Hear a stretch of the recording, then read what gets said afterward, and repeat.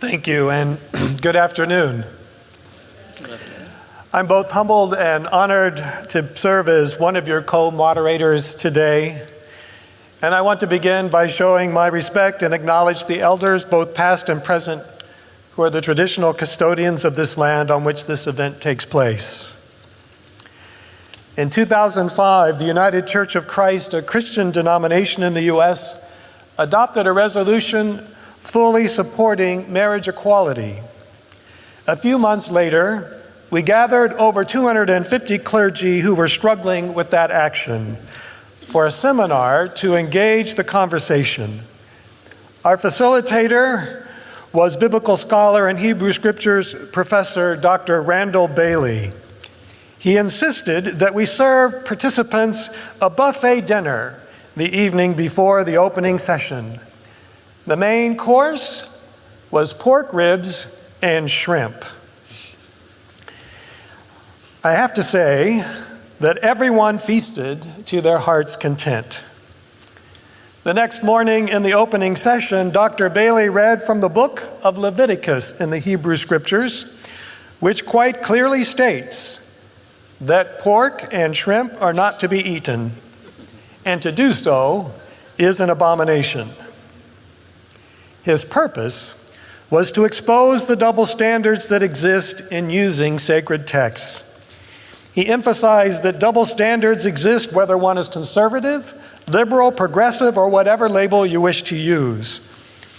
What is important, he said, is that we are honest about our double standards. They are to some degree inevitable. And to be clear about the rubric we are using to discern meaning, which undergirds what we deem to be ethical. More often than not, the issues of sexual taboos have created obstacles to effective response to the HIV epidemic, and we know this. And those obstacles have had devastating consequences. We must utilize rubrics that don't allow sacred texts to be employed as weapons to marginalize and demonize people, or to serve as justification for denying people their human rights. Unfortunately, there has been no shortage of faith leaders and their faith communities who have been at the forefront of imposing taboos, casting judgment, and in my honest opinion, behaving badly. And at the same time, the HIV response community must recognize that the faith community is not monolithic. There is incredible diversity within most every faith tradition, and no small number of us are working to address stigma and discrimination, deconstruct the taboos, serving as activists for human rights, and engaging both within our faith traditions and the larger movement to make a difference. You will hear from some of them today in this session, and you may interact with others in the faith networking zone in the global village.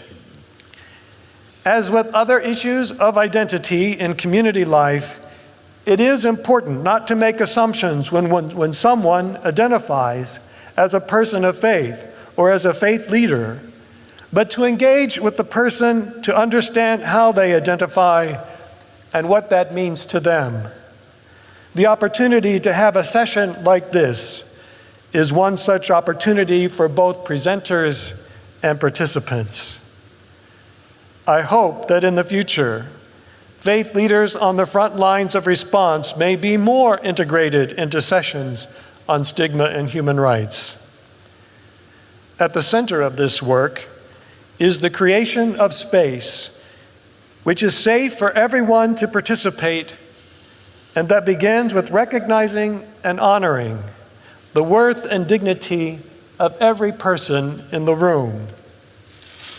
Before I ask our first speaker to begin, I want to remind you that you may submit your questions by writing them down and handing them to one of the volunteers in the blue t-shirts who are around in the room.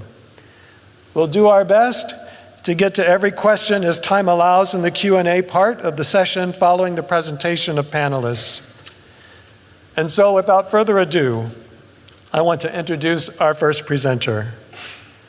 a 2011 Humboldtian awardee and a biblical scholar based at the University of Botswana.